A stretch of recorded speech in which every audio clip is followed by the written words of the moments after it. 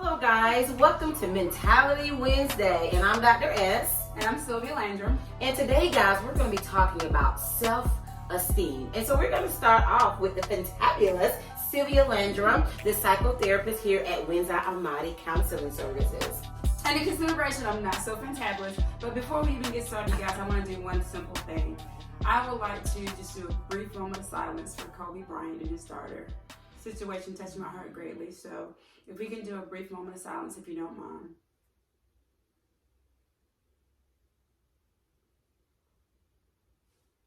Thank you. So listen, we're going to be talking self-esteem talk today, and we're going to be talking about ways that you can improve how you feel about yourself and how you can develop a more positive self-image. And for me, when I do psychotherapy with individuals when they come into the office, we're always talking about different components of coping skills and how we can learn to cope better.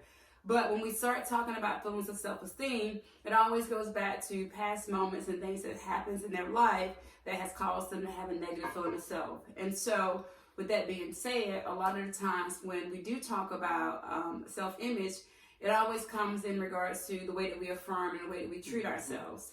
And so Dr. Shahara, or Dr. S, is going to be talking about affirmative statements that you can utilize in order to rebuild and to develop more of a healthy self-esteem.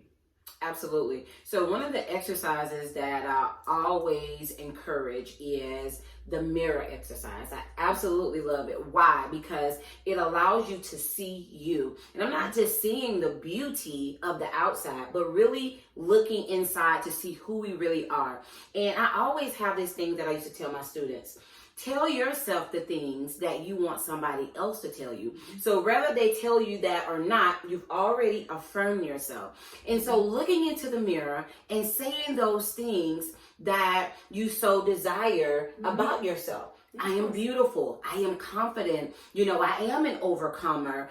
Just all of those power words is what I call them, that you tell yourself so that you can be empowered, as I say, from the inside out. Exactly.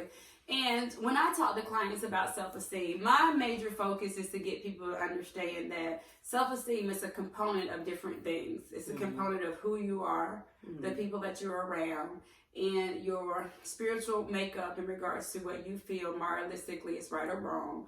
All those things encompass our self-image and how we kind of present ourselves to the people.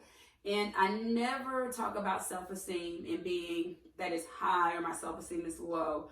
I always talk about whether your self-esteem is unhealthy or if it's healthy. Right. So if you have a negative perception of yourself, that is the unhealthy self-esteem. Right. If you have a positive perception of yourself, then that's a healthy self-esteem. So whether or not you're able to be confident in certain situations or whether or not you get nervous and scared in some situations, it does not mean that your self-esteem is low because you get nervous, and it doesn't mean that your self-esteem is high because you're confident. Because some of the people that I work with that have the most unhealthy self-esteem, they can present themselves and they're very comfortable in a lot of different avenues. And I say all the time, I am a person that's extremely confident. I know how to present myself in a lot of different areas, but I joke around with people all the time and say my low self-esteem is always at an all-time high.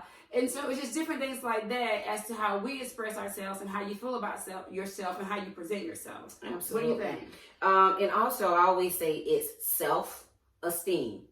And so when we realize that it's how we view ourselves, just to piggyback on what you said, we can begin to work on that the same way that we do other parts of ourselves, whether it's physical, mental, emotional. All of those things combined help you to really nurture that part of your esteem. So we have to make sure that we are affirming ourselves in a way to where whatever we're saying to ourselves is the part that's going to be expressed. I always have this term, and I mention this every time. Your body hears everything that you're thinking, and those thoughts take off, and that is the energy that is surrounding you by just your very thoughts. And one of the things that I always try to express and explain to individuals that I'm working with, one of the things that Dr. S does is that she's a Reiki practitioner. And because she's able to do that, she is trained and certified in being able to assist in helping you to bring in positive energy so that you can heal yourself first. And in healing yourself first, you're able to present a better persona to other people. Absolutely. Like you see behind me, I have my Awesome. Salt lamp. I love salt lamps. I love his energy, and Yeah. a lot of the times when I'm in the office, I always come in, I turn it on because I love to feel that energy circulating through the office. Mm-hmm. And in my office environment, I always try to focus on being positive, showing the love, you know, and all that kind of stuff like that. So with that being said, a big tool that you can use is being able to have positive energy coming from you, Mm-hmm. and being able to visualize yourself as a positive being. Absolutely. Because even before I see any client, you know, teaching them mindfulness or breathing, or even before I do any type of energy work, it's all about making sure that I'm in the right place, making sure that I'm giving off positive energy. Because one thing that I always say, I never want people to leave me the same way they showed up. I want to better their lives in a way, or enhance their lives by either giving them tools, something that I've said to empower them, to uplift them, so that we can all express ourselves in a better way, you know, and that in tunes with self-esteem, right? Empowerment from the inside out. So with that being said, you guys, we're going to close up today in regards to our topic on self-esteem. But I want everyone to always keep in mind that your self-esteem and your presentation is what you choose to make it. Yes. If you want it to be positive, you know, you make it positive. If you choose to be a negative being in regards to how you communicate, that's the type of self-image you're going to have, and that's how you're going to feel about yourself. Right. And then that self-esteem is going to be unhealthy opposed to being healthy. That's correct. So I'm Sylvia Landrum, And I'm Dr. S.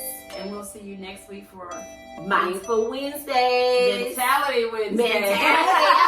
Mindful Wednesday is Mentality Wednesday. We'll see you guys next week for Mentality Wednesday. See you later.